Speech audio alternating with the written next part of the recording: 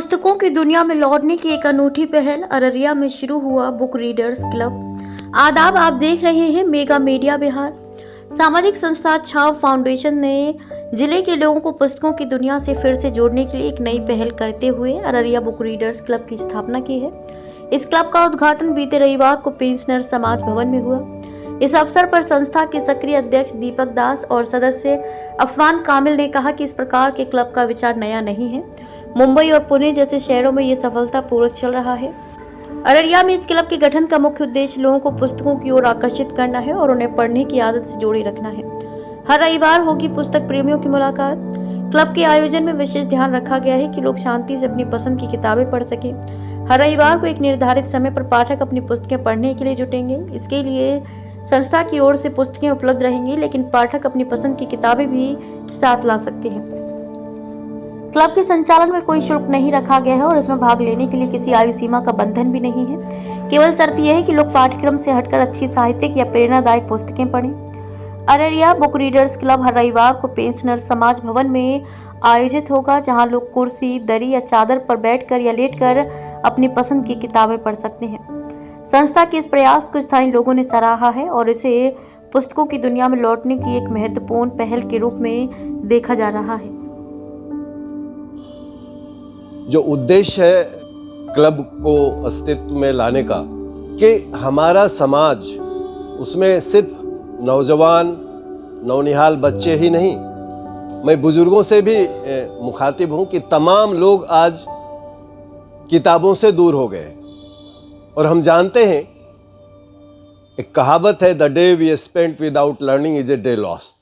वो दिन जिस दिन हम कुछ नहीं सीखते, वो दिन हमारा बेकार चला जाता है। तो सीखने की कोई उम्र नहीं होती, हर दिन हम कुछ ना कुछ नया सीखते हैं। और सबसे मज़े की बात है कि हमें यदि अपनी उम्र बढ़ानी है तो हमें किताबें पढ़नी चाहिए। ये कोई नुस्खा नहीं है, क्योंकि उम्र के हिसाब से ही लोगों के अंदर तजुर्बा आता है, एक्सपीरियंस आता है। और एक किताब को लिखने में किसी भी व्यक्ति को काफ़ी वक्त लगाना पड़ता है। 2 साल, 4 साल, 5 साल, 10 साल में एक किताब अस्तित्व में आता है। तो उसके जीवन का जो तजुर्बा है, जो अनुभव है, जो एक्सपीरियंस है, उसको इकट्ठा करने में जो वक्त उन्होंने गुजारा है, आप चंद घंटों में पढ़कर उसे हासिल कर सकते हैं। तो आप ये सहज ही समझ सकते हैं कि पढ़ना कितना जरूरी है और ये आपको कहाँ तक ले जा सकता है। और जब आप पढ़ेंगे तो आप देखेंगे कि आपकी जिंदगी में एक परिवर्तन आ रहा है, आपका नजरिया बदल रहा है। आप जिस दुनिया को पहले समझ रहे थे, किताबें पढ़ने के बाद उस दुनिया को आप अलग तरीके से समझने की सलाहियत आप में आ जाती है। एक पहल करनी थी और छाव फाउंडेशन हमेशा उसकी कोशिश रही है कि ऐसी पहल की जाए कि हम लोगों को उससे जोड़ सकें और एक नई दिशा दे सकें।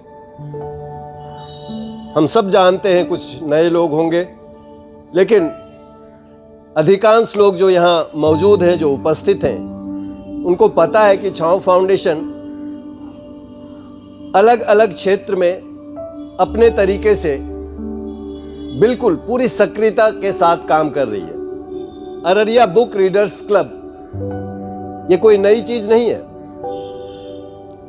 हिंदुस्तान में इससे पहले भी 2 जगह ये हो रहा है, एक मुंबई में हो रहा है और एक पुणे में हो रहा है।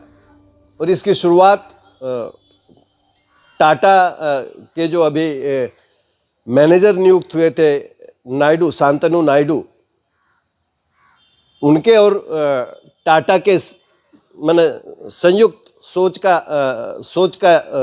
की ये उपज है। एक नोबेल आइडिया है, एक अच्छी बात है, क्योंकि अगर हम इकट्ठा होते हैं तो सिर्फ किताबें नहीं पढ़ते हैं, इसके साथ हमारे आपके बीच के संबंध भी मजबूत होते हैं।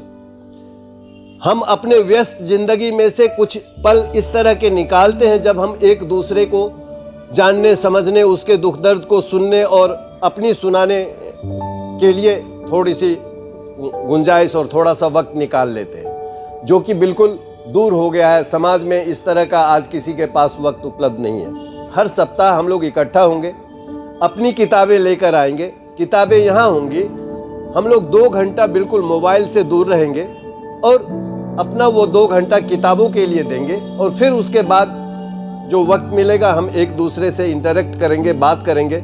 इससे आज जो मौजूदा माहौल है, आप हम सब महसूस करते हैं कि ये कहीं ना कहीं जो पुराना अररिया था, जो पुराना भारत था, जो पुराने संस्कार थे हमारे, उससे हम लोग काफ़ी दूर निकल चुके हैं। जो हमारा संस्कार नहीं है, जो हमारी संस्कृति नहीं है, जो हमारा समाज नहीं है, हम लोग वहाँ से काफ़ी दूर निकल चुके हैं। हमें अपने मूल में लौटना होगा, क्योंकि हमारी मजबूती हमारे मूल में ही है।